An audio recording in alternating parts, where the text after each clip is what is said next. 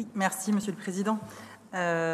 Juste un mot pour commencer sur ce que vous venez de dire et que j'ai entendu avec surprise. Vous proposez à M. Gonnelat de venir dans la majorité pour avoir plus d'informations. Alors je vous rappelle quand même que l'obligation légale, c'est de fournir la même information à l'opposition qu'à la majorité. Donc voilà, plaisanterie, mais ça fait du bien de la rappeler.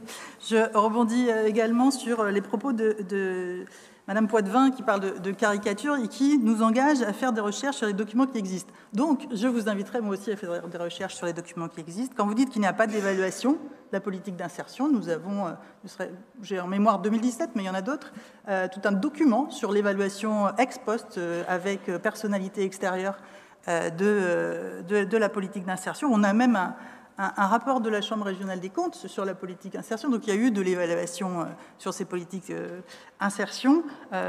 Et quant aux caricatures sur les agents travaillaient déjà sur les questions d'insertion sous la précédente majorité. Donc, leur faire un procès en disant qu'il n'y avait pas d'accompagnement avant et qu'il est seulement maintenant, je trouve ça extrêmement caricatural et fort dommage, je pense, pour les propos que nous devons avoir ici en débat et l'attention que nous devons avoir, qui n'est pas une attention pour savoir qui est le meilleur, qui est le plus fort et qui a fait le plus de chiffres, mais comment est-ce qu'on accompagne au mieux des personnes qui sont en grande difficulté dans leur quotidien. C'est vraiment ce qui nous préoccupe le plus et je pense qu'en étant caricatural de cette manière, vous affaiblissez finalement le propos et même les propositions que vous pouvez faire. Il y a eu du recrutement sur les politiques d'insertion, très bien, tant mieux.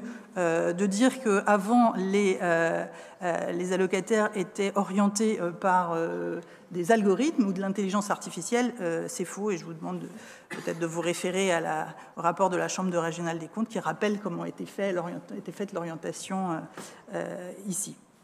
Donc ce qui nous préoccupe vraiment, c'est en termes d'efficacité, c'est vraiment la question du meilleur accompagnement. Il faut, quand vous dites qu'il y a des accompagnements qui ne coûtent rien au conseil départemental. Très bien, mais alors, de l'expérience que j'ai du financement de l'État, ça veut dire que si ça ne coûte rien, c'est vraiment pas dans nos compétences. Parce que j'ai jamais vu l'État intervenir dans des compétences qui n'étaient pas les siennes financièrement.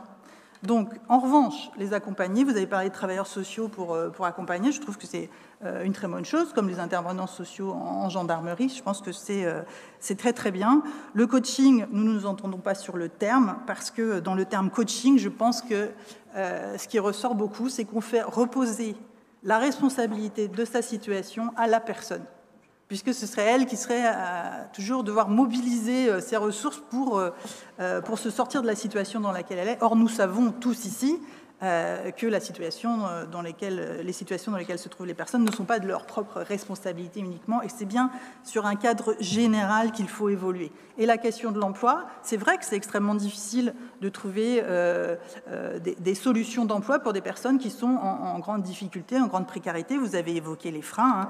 Parmi les freins, il y a le logement, il y a la question des enfants, notamment pour les femmes, mais il y a aussi la question de la santé et de la santé mentale. Et quand on voit le niveau d'attention accordé à la question de la santé mentale en France, je pense que nous pourrions nous rejoindre tous collectivement pour alerter sur ce sujet, parce qu'il faut venir. Et puis il y a la question de la qualité de l'emploi. Amener les gens vers de l'emploi, oui, mais des emplois extrêmement mal payés, qui ne les font pas sortir de la pauvreté, je pense que ce ne sont pas non plus des solutions de long terme intéressantes. Et enfin, pour terminer, je ne voudrais pas être longue, sur la question de territoire zéro chômeur de longue durée. Vous avez dit que c'était la même chose. Ce n'est pas la même chose parce que justement, j'y reviens, ce n'est pas la même philosophie.